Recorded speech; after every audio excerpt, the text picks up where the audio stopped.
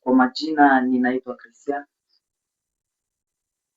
Mimi nina swali moja ambalo nilihitaji kuuliza kuhusu shamba la Edeni. Ningetamani kufahamu kusema kwamba shamba la Edeni katika ulimwengu aidha katika dunia inapatikana sehemu gani? Asante mwalimu, ila samani sana, maana nimesahau pia kukupa kifaa cha kusaidia kwa sauti. Niseme samani sana kiongozi. Ndiyo. Asante. Unaitwa Christian? Ninaitwa Christian. Mtoto wa mzee Mbonja Mkasa. Asante. Ubarikiwe sana. Asante.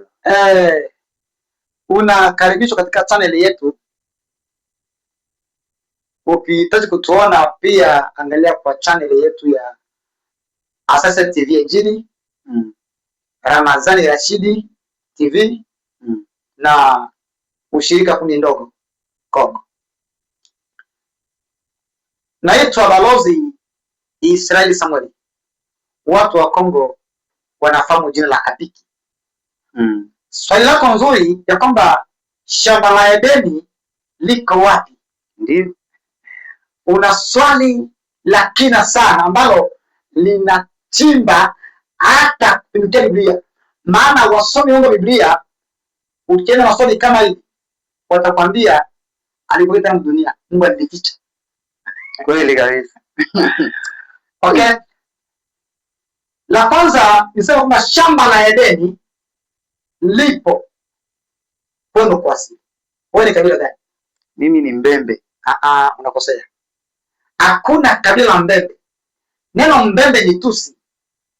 Ukisoma ile Yeremia 13:27, soma inasema nini? Yeremia 13:27.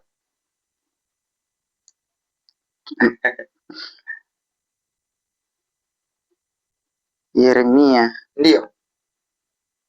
Yeremia 13:27. 27 yake. Inasema nini? Yeremia 13:27 yake inasema nini? Nimeona machukizo yako. Nimeona machukizo yako. Naam. Na uzinifu wako. Na ubembe wako. Na neno gani? Ubembe wako. Ubembe wako. Usiseme ubembe. Na ubembe wako. Neno ubembe lina maana hizi mbili. Jambo la kwanza linaashiria uasi. Jambo la pili ni mtu asiyetaka kugandamizwa. Kwa sawa? Ndiyo. Ila Wabembe walipataje hili jina? Hawakutaka kumilikiwa na taifa lingine. Ila wao wanaitwa Mbondo. Hao watu ingekuwa ni historia ningesema tuanze walikotoka ni wapi. Aliyewazaa aliitwa Abena Echa. Abena Echa wanaitwa katika Biblia Adamu na Eva. Na katika maombi ya Mungu anasema abecha pongo. Ile abecha pongo neno Abena Echa.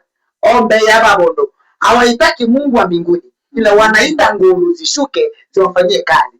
Maana kila taifa lina maabudu yao kulingana na asili ya kwao. Ila twende katika swali lako la msingi. Ndiyo. Shamba la Edeni liko wapi? Ndiyo. Shamba la Edeni lipo katika mji unaitwa Pongo. Pongo ndiyo jina ya Kongo ya kwanza. Baadaye ikaanza kuitwa Rwasasta. Kisha ikaitwa Zaire. Amena? Amen. Baadaye ikaitwa Kongo. Sasa kwa nini seme shamba la Edeni lipo Kongo? Kwanza nikosoe. Neno shamba la Edeni ni jina moja. Edeni katika lugha ya Kibantu inaitwa Oedeni. Maana yake bustani. Sasa shamba na bustani ni vitu hivi viwili vinavyofanana. Kwa nini? Bustani ni shamba ambalo linatengenezwa na zinzo mazingira kama vile kwenye upango. Na shamba limekuachiwa porini tu. Kweli. Ile kitu kimoja kinachozalisha mazao ya chakula kwa watu. Tusome andiko la Mwanzo sura yake ya 2 mstari wa 10 hadi wa 4 hadi 14. Tunasoma katika kitabu cha Mwanzo sura ile yake ya 2, ndio 10 yake inasema, ndio ukatokea mto katika Edeni wa kuitilia bustani maji, unaomwagilia maji kwenye shamba lote la Edeni, na kutokea hapo ukagawanyika kuwa jipasua vipande 4. Ndio hapa ni siri ya mgawanyo wa utawala au urithi wa Mungu kwenye dunia nzima. Tuko sawa? Ndio. Mungu anagawanya urithi wake katika dunia nzima. Aligawaje? Jina la kwanza ni Pishoni. Jina la mtu wa kwanza Pishoni. Ndio unaozunguka nchi yote ya Havila. Ndio. Hii Pishoni ndio Fleuve Congo. Na Havila ndio Kongo. Tuko sawa? Soma. Ambako kuna dhahabu. Ndio. Na dhahabu ya nchi ile ni njema.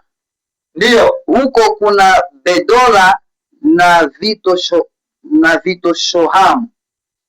Ndio. Na jina la mto wa pili ni Gihoni.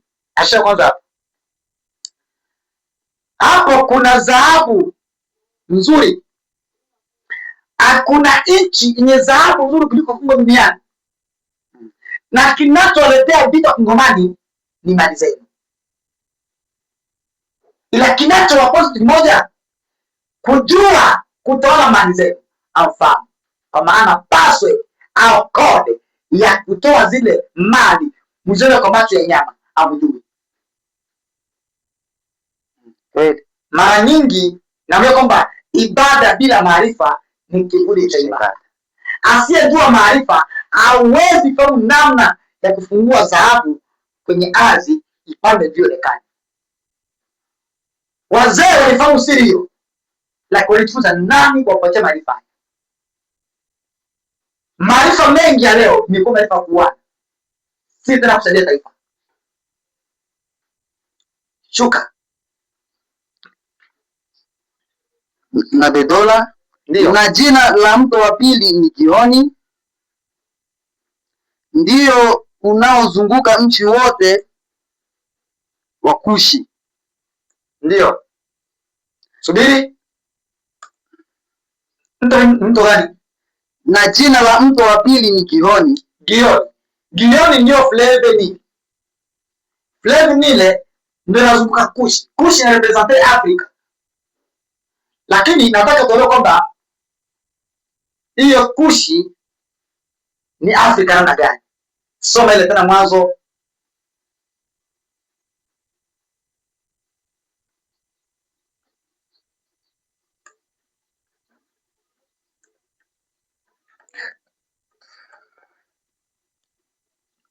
sura yake ya 10 kama sitanganiki mstari wa 6. Tunasoma katika kitabu kile cha Mwanzo ndio 10:6 yake inasema, na wana wa Hamu ni Kushi. Ndio. Na Misri. Na wana wa Kushi, wana wa Hamu ndio ni Kushi. Ndio. Na Misri. Ndio. Na Putu. Ndio. Na Kanaani. Okay. Hamu ndio nani? Nafahamu Hamu? Hapana, si sure. Hamu ni mtoto wa Nuhu ambaye aliona uchi wa baba yake. Wahubiri wengi wanasema kwamba Mungu alimlaani Hamu. Hapana. Mungu alimlaani Kanaani, mtoto wa Hamu. Tuko sawa? Ndio. Sasa huyu Hamu ndiye alizaa Kushi. Wanasema baada ya laana alikuwa mweusi, ila kulingana na historia huyu Yoabu alikuwa mweusi. Huyu Shemu na Yafeti si watoto wa Nuhu, bali ni watu ambao waliamini injili ya Nuhu kwa kujenga safina, ila Hamu peke yake ni mkomano wa Mungu. Na kwa nini Nuhu alaani Kanani asimlaani Hamu? Unapolaani mtoto wako unajilani mwenyewe. Laana inatembea na damu kama ilivyofuata. So tunataka tufuate huyu Kushi. Alitoka wapi? Alitoka kwa Hamu, mjukuu wa Nuhu. Sasa yeye Kushi akazaa wanani? Shuka nane mpaka Kenya.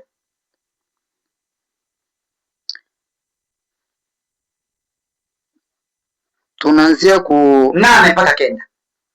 8 inasema ni Kushi akazaa Nimrodi akaanza kuwa mtu hodari katika nchi. Nimrodi ndiye mtoto wa kwanza wa Kushi, mtu wa kwanza nguvu ulimwenguni. Alimzidi hata Samsoni, mtu ambaye alifanya kazi ya kuinda nyama porini za kulisha taifa lote. Tuko sawa? Ndiye mjengaji wa kwanza ulimwenguni, ndiye masomo wa kwanza, eneo wa kwanza ni Nimrodi. Ndiye alijenga mnara wa Babeli. Kwa nguvu zake watu waliogopa mpaka wakatii, wakajenga Babeli. Akatamani ajitengee jina, jenga mnara tujifanyie jina. Tuko sawa? Ndiyo. Na katika maisha kuwa na hali hiyo ya kujifanyia jina. Katika hali hiyo mbingu hazikufurahia. Sababu gani? Alitaka tukue nafasi ya kuabudiwa, ndio maana yake ililenga. Mungu akasambaza. Baada ya kusambaza, pale ambako Babeli ilikuwepo ni pale ambako lugha nyingi zilibaki. Babeli maana yake nini? Maana yake hakuna Mungu. Hakuna Mungu. Ndio. Babel maana yake hakuna ale Mungu. Tuko sawa? Ndio. Sasa nimesema kwamba Edeni ipo Afrika na ipo Kongo. Tuko sawa? Edeni ipo Afrika na ipo Kongo. Namna gani sasa hapo mwalimu? Na tumekuwa wazi. Mto wa pili ambao ni Kushi. Hii Kushi ina represente Afrika. Na ule mto ambao unazunguka Kushi ni Fleuve Nile. Sana ikiwa Kushi ni akamzaa Bila na Bila ni Kongo. Na mto wa kwanza ni Pishoni na mto ni Bila. Tuko sawa? Ndiyo. Bustani sio shamba la mimea. Bustani ni shamba la watu. Watu ndio matunda ya kulisha watu wengine. Hautaelewa. Fungua Torati. Kumbukumbu la Torati. Sura yake 20.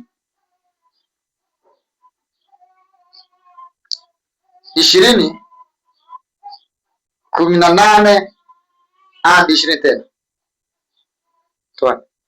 Anza 19 mpaka 20. 19 yake inasema, yasema nini? Wewe utakapohusuru nchi siku nyingi, kwa kufanya vita juu yake, upate kutwaa usiangamize miti yake. Kwa nini usiangamize miti yake? Shuka. Kwa kupeleka shoka juu yake. Ndio. Kwani utaweza kula matunda yake, wala usiteme ni kufyeka. Ili kibabi leo mali hapo. Maana yake kimepale. Twende. Kwa maana huo mti wa kondeni, je, ni mtu? Ni mtu. Swali. Kwa nini Mungu akataka tupeleke shoka juu ya miti? Miti ya kondeni. Ni mtu. Miti unayoifahamu uikate, lakini mti wa kondeni usiukate, maana yake ni mtu. Kwa hiyo Edeni ni watu ambao wana matunda ya kusaidia taifa, lakini leo wazungu wanakuja Afrika, wanaingia Kongo, kuliko wachinje miti ya kawaida, wanachinja watu na kuwa watu.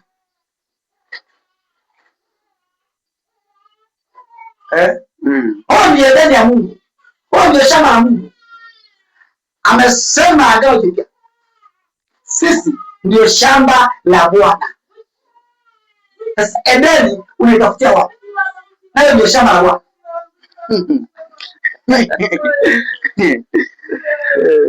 Kuelewa mafumbo ya mfalme Yawe ni kazi kubwa. Shida ni kwamba Biblia inasomwa kwa kufunua, ndio, lakini kuchimba siri iliyo chini ya andiko inakuwa vigumu. Asiyokuwa na maarifa hawezi Biblia. Ananipana sana, ninachunga siri nzito ambazo watu ni vigumu kuzielewa. Kwa hiyo mada ya leo imeishia hapa. Ikiwa umeridhika, kama bado uliza swali nimalize ili tupe wengine nafasi. Nimeshukuru sana kabisa mwalimu, kwa maana umenifafanulia yani kwa kina zaidi sana. Nimependa na niseme asante na shukurani kabisa kwa kweli. Okay. Kwa hiyo ikiwa nimekwambia kwamba shamba ipo Afrika na ipo Kongo, maana Afrika zamani iliitwa Arikasi, na Arikasi ndiko Edeni ilikuwepo. Shida ni kwamba maneno mengi ya Biblia yanageuzwa majina ili watu weusi wasijielewe kama wao ndio wanaongelewa. Arikasi ndio Afrika, na lugha iliongelewa hapo ni lugha ya Kibantu. Sasa Wabantu ni wanani? Kwa hiyo tukijifahamu sote weusi, tutakomboa dunia nzima. Tunachukua maarifa yetu tunapatia wazungu, wanafanya kazi. Sisi wenyewe maarifa yetu inakuwa zile kazi ya kuwa. Kwa Bwana akubariki sana. Kwa hiyo mtazamaji wa channel zetu, na karibu katika channel yetu kufuatilia elimu nyingi, na kama una swali tuma kwenye namba yetu WhatsApp, tutakujibu kwa video kama hii kupitia mitandao yetu na utarizika. Asante. Yawa akubariki sana.